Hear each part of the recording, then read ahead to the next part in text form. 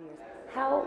How has the process of writing transformed for you over your career over time? It has been a really interesting process. I started very young. When I was a kid, I always thought that writers were dead people. You didn't have access to them, only through books. And then at some point I realized that writers were people like the people I knew, like my dad, my uncles, my teachers. And as soon as that epiphany happened to me when I was young, I thought that maybe I could be a writer. And when I was a kid, I used to love poetry, and I started to write poetry.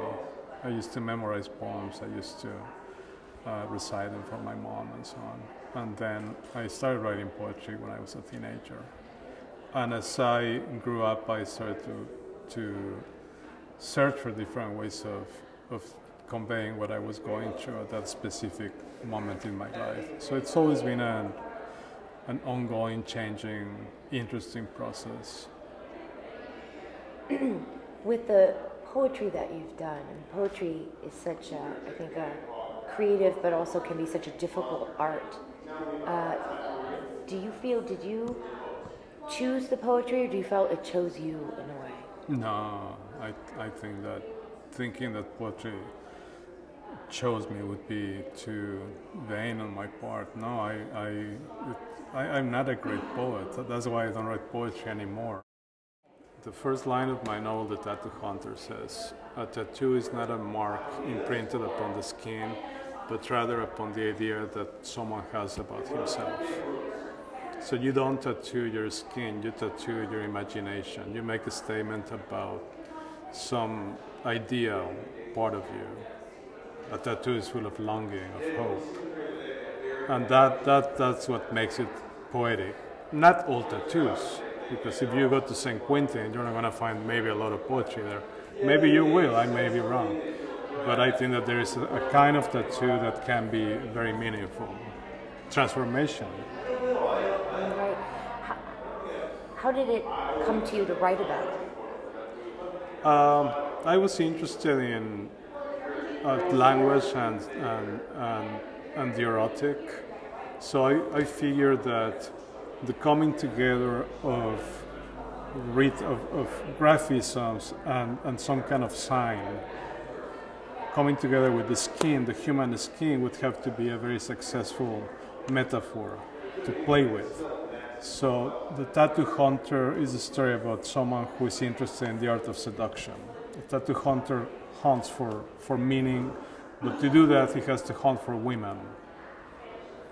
We won't ruin the plot with revealing whether or not that was successful.